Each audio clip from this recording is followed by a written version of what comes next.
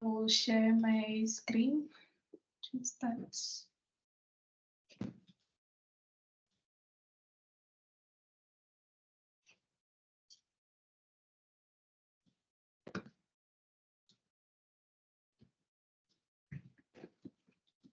Right. So my talk today is about astronomy capacity building in Botswana and understanding where we stand when it comes to our preparation when the SKA is in full operation. So my outline, I'm going to start with a very brief background of the SKA to give an idea of what the SKA is about, and then I'll give a small introduction about my background, and then I will move on to the postgraduate students that we have here in BUST that study astronomy, and then present the SKA AVN stuff. And then after that, I will give Botswana's progress and the astronomy news that have been published so far. And there will also be opportunities for anyone who is interested in pursuing a career in astronomy. So when we talk about the SKA, we talk about the world's largest radio telescope. It's going to have a total collected surface area of a square kilometer. And it's a collaboration between several countries. We have the two main hosts, which are Australia and South Africa. And then we have partner countries who will host one or more, or at least at a radio telescope. So BUST will host one of these telescopes, and it is expected to be in operation in a few years. So my presentation today is to give an update on what Botswana has been doing in preparation of the full operation of the SKA. So before I get into that, I will give a background on myself. I have a BSc in Applied Sciences and then an MSc in Computer Science. So my BSc in Applied Sciences was a double major in Computer Science and Physics, and then my MSc was also a double interest in Computer Science and Astronomy, where I applied machine learning in the classification of radio emission sources. And then I am involved in several organizations. The first one is the African Astronomical Society, when I'm a member of the early career committee. So this committee is aimed at supporting early career researchers, so anyone who has finished a PhD currently and in the last 5 years, I think. And then I'm also part of the Space Generation Advisory Council as a member of the Statistics Committee in our Joint Lead Research team. And so we create surveys and collect statistical data about people involved in the Space Generation Advisory Council, and then we give advice. And then I'm also the National Contact for Botswana, which means any Space Generation Advisory Council activities are carried by and undertaken by me and my co-NPOC.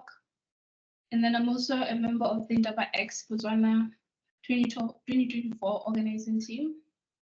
So there's going to be an Dichaba event in Botswana in July, and I'm part of the organizing team for that. I'm also part of the Organization for Women in Science for Developing Countries, which is the OWSD, and then the African Network for Women in Astronomy. So as one of the postgraduate students here in BUST, I'm doing my PhD, and so my current research is the optimization of neural networks and the application and understanding quenching in early-typed galaxies. So what we understand about spiking neural networks is that they fall under a broader branch of machine learning, which are deep neural networks, and that the most biologically plausible neural networks that will transmit information from one layer to the next. Now, as compared to traditional neural networks, these ones act as closely or mimic the way the brain works. So we know that information is transmitted from one neuron to the next, through spikes. And so this is the process that we can get to actually mimicking how information is passed in the brain. When it comes to traditional neural networks, we find that they incur high computational energy. But when it comes to spiking neural networks, they have less energy. This is because they are mostly based on transmitting energy only if there's a spike, or only if they have to transmit information from one neuron to the next, as compared to the traditional ones. So when it comes to traditional neural networks, the bigger the network, the higher the amount of energy required. For example, the chat box that we have, like the chat GPT, in order to train such large models, you have to incur a lot of computational energy. So the aim is to move away from all these highly computational networks to more efficient ones, like the spiking neural network. So in order to do that, we want to understand how they work and where they can be applied. So when it comes to astronomy, during my initial research, I've realized that there's not a lot of application of spiking neural networks in astronomy. And so it's a fairly new field. So the aim is to try to optimize an SNN and then apply it to like different areas in astronomy and see how it performs. I'm going to present one of our postgraduates. Her name is Messi Matsete. She's a PhD candidate. She'll be starting a PhD in University of Pretoria this year. And she's the first MSc candidate, MSc student in Botswana, locally produced. So her thesis title is Testing Galaxy Formation and Feedback with Wide Field VLB Observations of the Lockman Hole. I will not go into deep about her research because she's the only one who can properly give an explanation. But basically, she wants to use observations from a large European, very long baseline interferometry network, and then analyze the data to study the properties of radio-emitting black holes. Next, we have Lester Vivian Patalala. She is an MSc candidate. Her supervisor is Dr. Ulusoy. Macy was also supervised in her MSc. She was also supervised by Dr. Ulusoy. So her research title is A Comprehensive Study of Test Myostatic that value. Her current research aims to contribute to the understanding of variable stars and their behavior. She wants to utilize data from the test from transiting exoplanet survey satellite and then conduct an in-depth analysis of investigation. She's interested in astronomy, physics, astrophysics with a focus on astroseismology, spectroscopy, space-based and ground-based observations, spectropic data reduction analysis, stellar evolution, radio astronomy. Next, we have Boitumelo Kgaolape, who's also an MSc candidate. Her supervisor is Dr. Rodrigue Evans, and her title is Investigating Star Formation Rate Indicators in Spiral Galaxies. So her current research centers around understanding star formation rates of spiking or spiral galaxies and trying to reduce uncertainties in the star formation rate indicators. She'll focus on following the star formation rate indicators, which are UV emission, far infrared, and emission at and the 1.4 gigahertz. I forgot the abbreviation for this one. And then she's going to use the SED fitting using SIGAL. Her future prospects, she's interested in development and application of theoretical models to simulate and interpret complex astrophysical phenomena that are related to star formation. Next, we have Josephine Chishala. She is an MSc candidate from Zambia, and her supervisor is Professor DePropis. And her title is The Connection Between Galaxy Mergers, Active Galactic Nuclear Activity, and Star Formation. So it's commonly assumed that aging is triggered by wet mergers. So This in turn induces feedback that questions star formation. However, this has not been observationally supported. So in most results, the most results from the studies are contradicting. So her aim is to find the connection between the mergers, the agent activity, and star formation. And she's also interested in pursuing a PhD in astrophysics with a focus on galaxies. Next, we have Anas Ibrahim, who is an MSc candidate. She's from Sudan, and her supervisor is Dr. Adams. She's going to be investigating the cosmic magnification as a cosmological probe. Her project will establish a first comprehensive analysis of advanced, robust models of dynamic dark energy on a very large scale, considering only a late-time universe. The aim is to use the cosmic magnification to probe dark energy models, and by going beyond weak lensing magnification, which has already been well studied in literature. Several phenomena cause or induce the cosmic magnification. Nevertheless, a lot of these previous studies fall within the well-known conventional cosmological model. Moreover, there are much fewer works on the holistic treatment of cosmic magnification. So that is our last, no, not our last, but for this presentation, this is our last postgraduate. We also have two others, who is Chantal King. She has started her MSc in, she's an MSc candidate, and then we also have Madiba, who is pursuing his PhD. So next we have the SKA AVN staff. So these are the people who were hired to and are responsible for Botswana's side of the SKA. So we have Dr. Kushata Doizile, who's our first astronomer in Botswana. She is hired as the software and data processing engineer. We also have Mr. Onkabetse Sengate, who's the operation scientist and astronomer. He's currently finishing his PhD from the University of KZN. We also have Mr. Tello. Everyone calls him Mr. T. He is the SKA and AVN project manager. And then we have Gabo Mabusha, who's the microwave RF engineer. He has a BSc in electronic engineering. And then we have Dr. Fami Mukupuki, who has a PhD in electrical and electronic engineering. So when it comes to Botswana's progress, we have the Botswana's National Space Science and Technology Strategy. So back in 2016, a team was tasked with a task team and technical committee was established. And this was backed by the measures of the SKA project. So they drafted a strategy and implementation that was initially presented in 2018.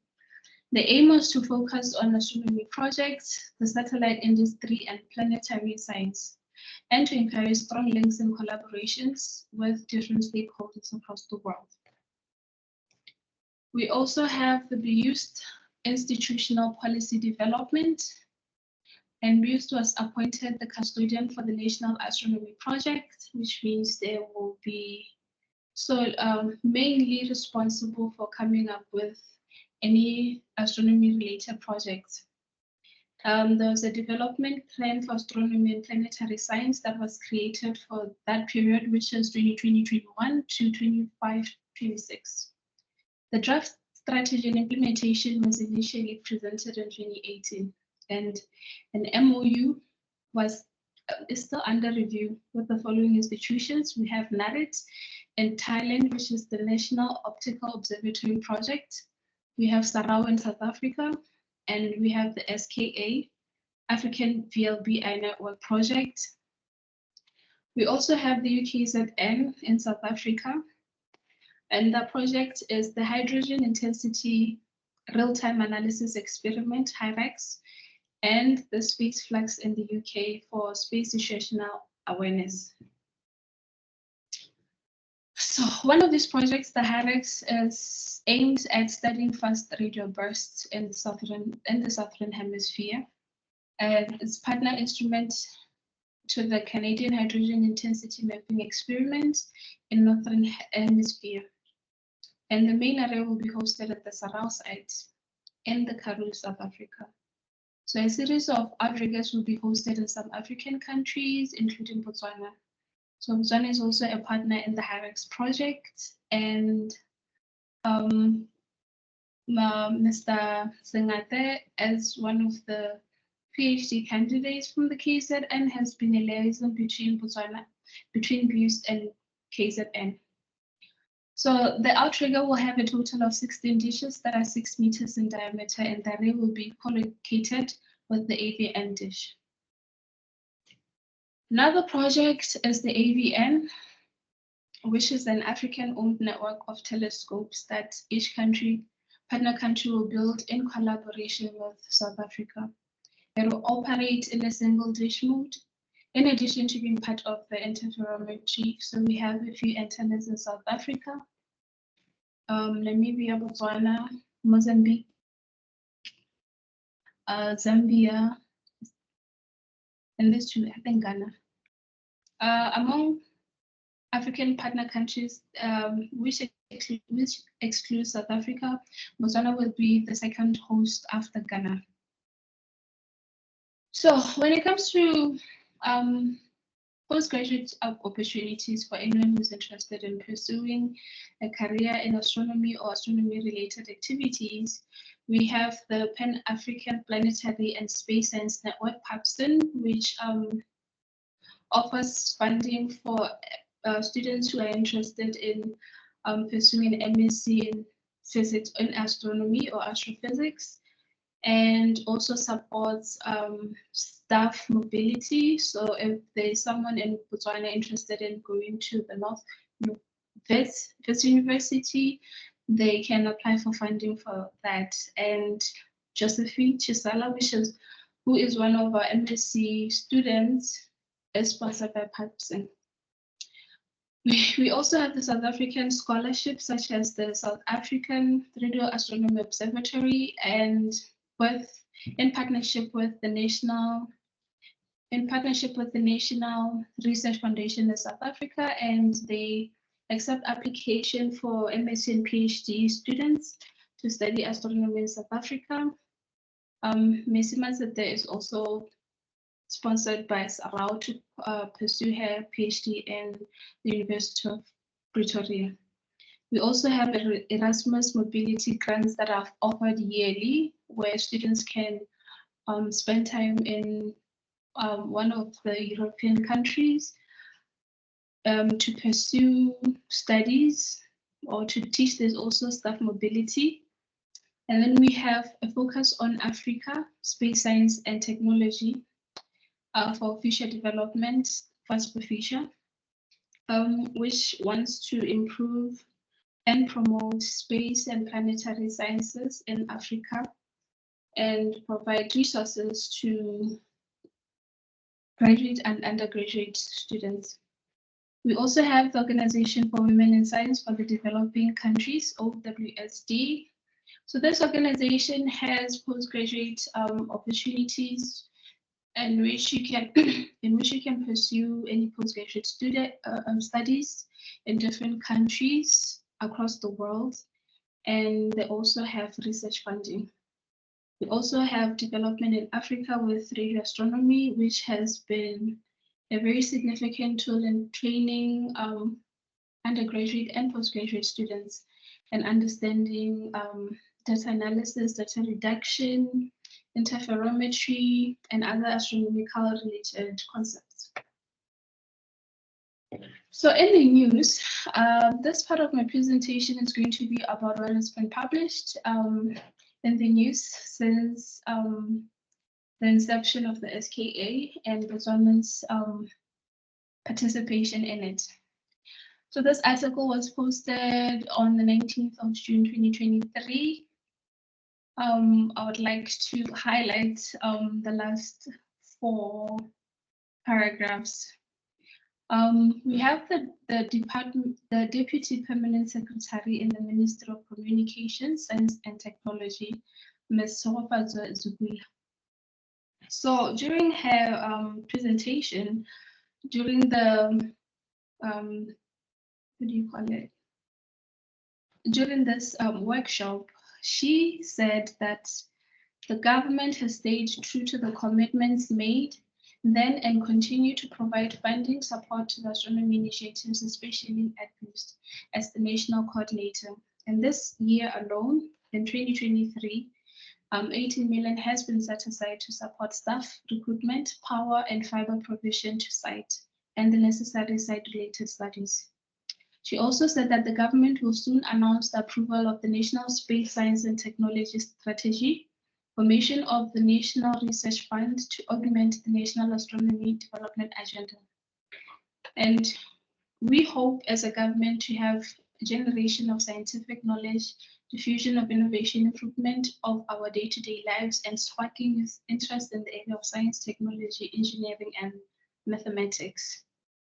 Our VC, Professor Totolo, said the government thus has the inspiration of building expertise, capacity, and infrastructure in order to harness space science and technology as one of her new engines of growth for the future, as a significant part of its drive to move towards a knowledge-based economy in line with the Pillar 1 of Vision 2036. Another publication is from February the 26th of 2024, where Sarau supports Botswana to host its first radio telescope. So during this meeting, we had stakeholders from Sarau, from BOOST, and the German Center for Astrophysics and the Max Planck Institute for Radio Astronomy in Germany, at the signing of a memorandum of understanding for the hosting of the first radio telescope in Botswana through the African Radio Astronomy Program. So here we have our VC and our project manager for the SKA and AVN project. And then recently in February on the 26th, there was a partnership announcement for radio astronomy development in Botswana, which was live streamed on Facebook. Where the University of BOOST and its partners had a memorandum of understanding, I think, but I have not yet seen the whole video. So I will take time for Q&A if there's anyone who has questions.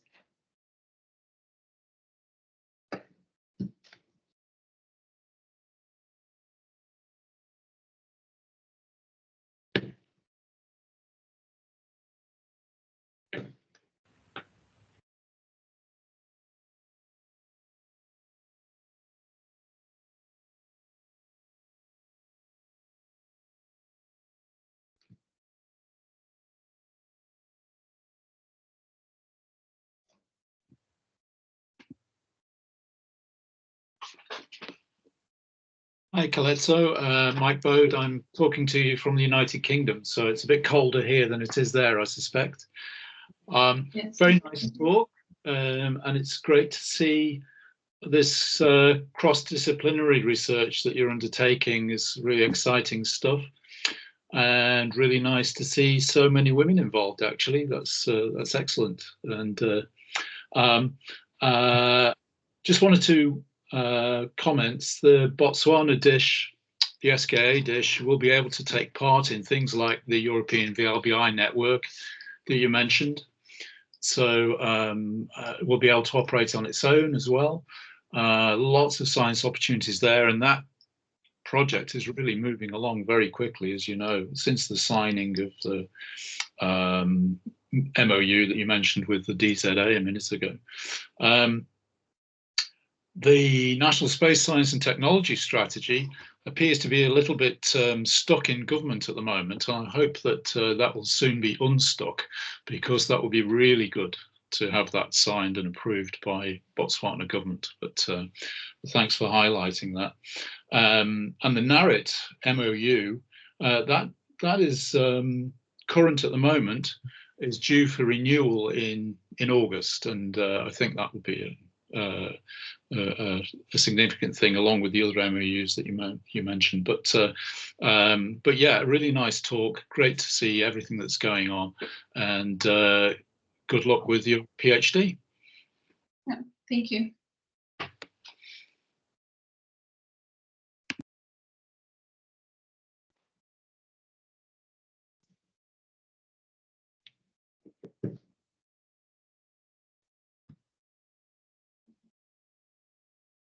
I'm still taking questions or comments from the floor for anyone who's interested in saying something or asking.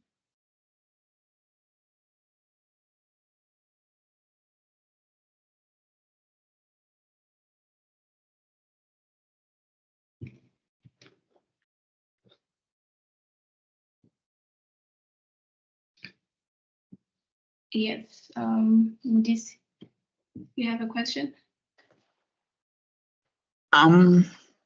Yeah, I hope you can hear me. I've just unmuted my mic. Okay.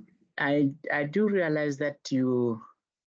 No, thank you very much for this fantastic talk. You've said a lot of things I didn't know. Yes. So, but I was just going to say I noticed that you are a part of the Organization for Women in Science. And Yes. I think quite recently there was an announcement for the Oriel scholarship, which I thought could possibly be of interest to people, in your position and so forth. So I hope you are aware that there's an Oriel call. I don't know when it's closing, I've forgotten, but I was just wondering whether you are aware. Okay, thank you for that. I am aware of it. When I got the advertisement, I think it was closer to the deadline, so I've decided to apply next year. I think I'll be ready then. Yeah, no, okay. No, if you say the deadline was close, it means it's passed. Thank you very much. Yeah. Okay, thank you for that.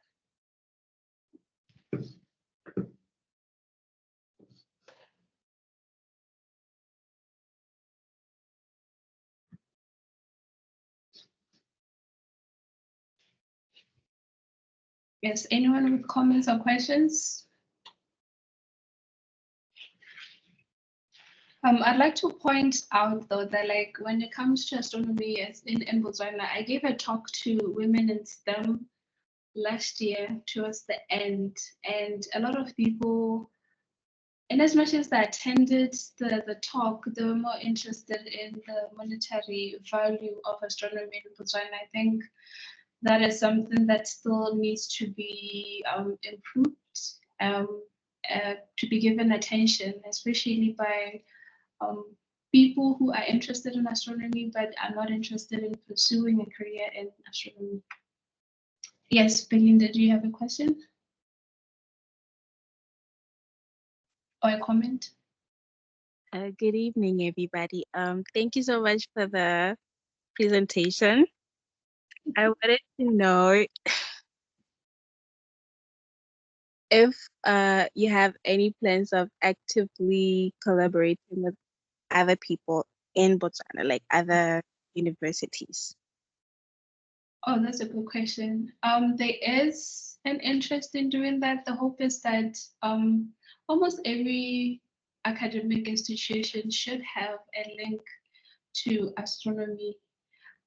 So the interest is there, I think, and I guess it's just a matter of a discussion, like calling anyone who might be interested or anyone who is affected by it, so that we have like collaborated projects, and not only in astronomy but also in computer science. I think there's a niche there where we can have the computer science departments in all institutions having an astronomy project or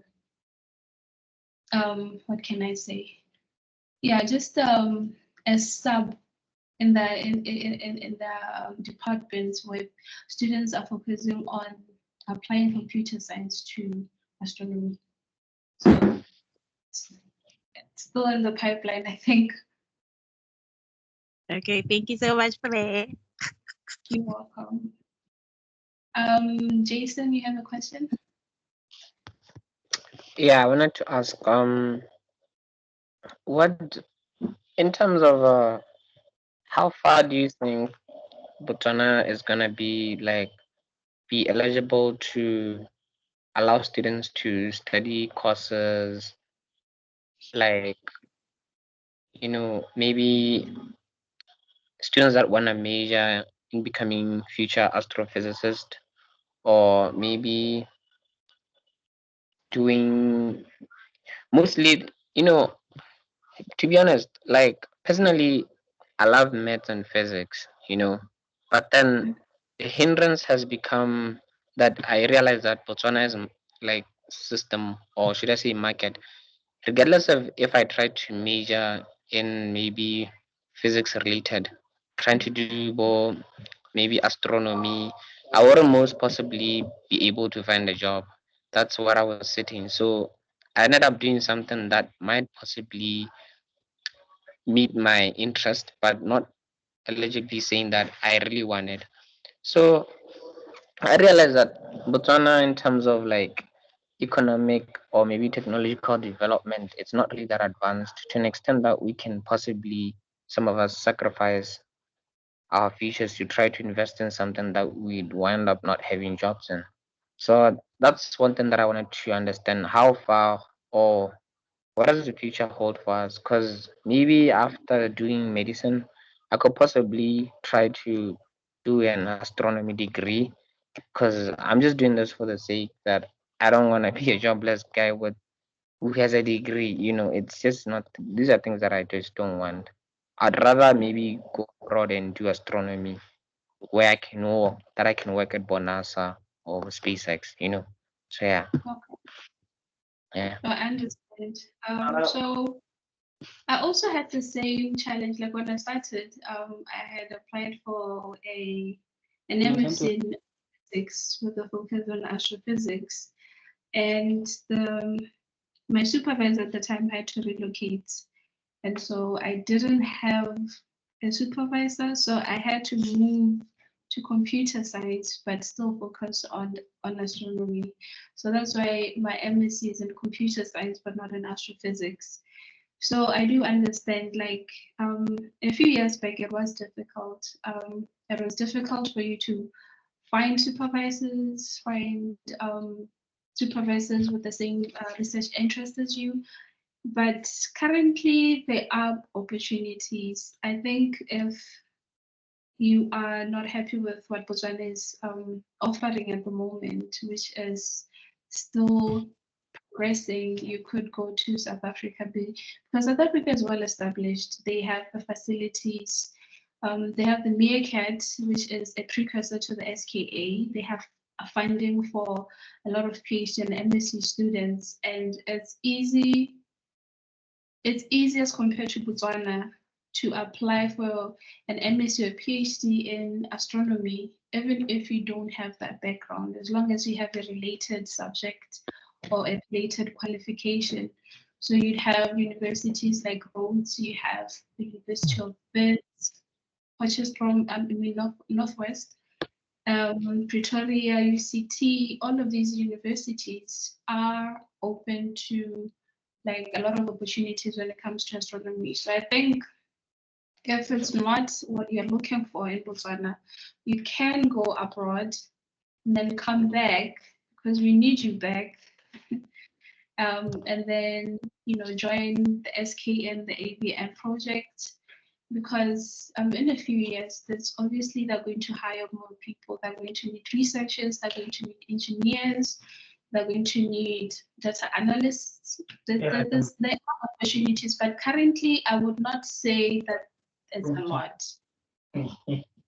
And funding, yeah, and funding is a problem currently because the opportunities that I mentioned, if you do not apply for them, then you have to self-fund yourself. And some of the students here in BU, it's still a struggle for them to, support themselves while still pursuing an MSc or a PhD. So you find that some would actually prefer to stop or quit the postgraduate studies to find a more stable job. But I think if you persevere, you will get there. Yeah, thank you so much. But then I realized that most people, like most of my peers, they're actually going after computer science degrees. But then how it's kind of confusing for me. I mean, if there are a lot of people in a cause and a lot of people saturated in one thing, how is that gonna build? I think that most people are kind of confused because if it's more quantity of people inside a cause that needs more quality people, then what does that say about the whole system in which students are mostly encouraged to do courses in Botswana? I have a friend that does computer science in BIS. I have a friend that does computer science in UB, and there are so a lot, but you'll find only less of them mostly graduate. And there's been a lot of conspiracies that kind of make students think that even with their computer science degrees, they're more or less likely not to find jobs, provided that degrees like that, of course, they have that certain value, but not that demanding value as you compare to both health, medicine, pharmacy, and other relatable things that could possibly give students jobs even after their degrees. So I've realized that it's not everyone that's gonna pursue a PhD, but only certain students would possibly pursue PhDs. But then, what does that say about the ones with degrees? What does the future hold for them, if I may ask? Okay. I think it's important to understand that doing an undergraduate degree doesn't only train you for a specific job, it trains you to think. And given the current state of Botswana, we still have a long way to go. When you look at technological advancements, there's still a lot that we can do. There are different, right now, data science, machine learning is a very hot topic. And if you have a computer science related degree, you can get or have access to any of these. But you are right. I think we still have a long way to go when it comes to identifying how or what kind of services that we need as our government so that we can employ or look for computer science graduates who can do the job, right? Because right now a lot of majority of government processes are manual and we have challenges like system is down or we can't help you because of this and that. And in all honesty, we need people who can automate these processes. And those are the computer science graduates. There are opportunities. And if the government is not ready yet to provide such a space for undergraduate students, I think it's up to us as the graduates to have our own companies that offer such services. I know usually starting a business is hard, and for some they quit along the way, but you find that those who have started their own thing and can provide a certain service to a certain group of people provide they have more advantage when it comes to job opportunities, and they are also hacks like competitions that look for people who could automate certain processes or systems in Botswana. For example, there was a water sanitation competition where they wanted to automate applying for a borehole or apply like all their services. So you have several people competing in that competition to provide a solution for the Department of Water Sanitation. right? And then the winner is the one who undertakes the project and completes it. I'm not sure about maintenance, but to be optimistic, there are opportunities. Yes. Okay. Yeah, I understand. Okay. So why can't like countries like USA and those advanced countries that have better like technological advancement try to partner with Botswana to try to make things much more easier than Botswana trying to rely on its own? Keletso, can I say something? Yes. Yeah. Yeah, so I want to thank Keletso. I taught her physics in her undergraduate studies. So when I arrived in Botswana in 2015, there was no one in astronomy. It's now 2024. We have an AVN group. BUST has now developed 4 qualifications and learning programs, BSc, honors, masters, and PhD. And they will be submitted for accreditation very soon once they've gone through internal processes. But just to answer your question, sir, so if you do a degree in astronomy, it doesn't necessarily mean you'll end up doing astronomy because the skills you learn, you can apply everywhere. If you think, for example, something like Wi-Fi was invented by astronomers, and our lives would not be the same without it. If you think about the World Wide Web, invented by particle physicists. So you will end up creating jobs. So the idea in Botswana at the moment is graduates must have enough skills when they leave to create jobs. Do we work with partners? Yes, we have partners all over the world. We have partners in California, Silicon Valley, in Thailand, in Europe, over the whole of Africa. And eventually Botswana will have 120 SKA telescopes, 120. These things are bigger than all the buildings, taller than the highest building at BUST and at UB. Massive things. We need hundreds of engineers, data scientists, people who use machine learning, artificial intelligence. These are the skills that Keletso will tell you that you develop in astronomy. But it doesn't mean you'll go out there and study galaxies. Those are the skills you'll have that you'll bring back to Botswana and change the world. So thank you, Keletso, and keep up the good work. Thank you.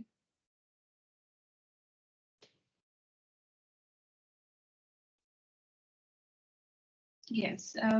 Is there anyone with a comment or question? Can I just add to what Greg said? I absolutely agree with what he said there, but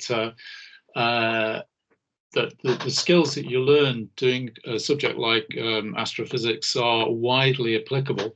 I've said this before to a few people, so it may not come as a great surprise. I'm going to say it again, but even I was surprised to hear that Manchester City Football Club, who have been at the top of the Premier League here, employ 2 PhD astrophysicists to do their data analysis. Liverpool Football Club, which is very close to where I'm sitting here now, they also employ a PhD astrophysicist to do their data analysis. And I think there's no coincidence there between them being at the top of the Premiership and the sorts of people that they employ to do these really high skill jobs. So, and if you go into financial services, you'd be surprised how many astrophysics graduates there are in financial services in the City of London. So, yeah. It's not just going into astrophysics as a career eventually, it's the skills that you develop along the way. So I absolutely agree with what you've said so far and also what Greg said a minute ago. So thanks for that.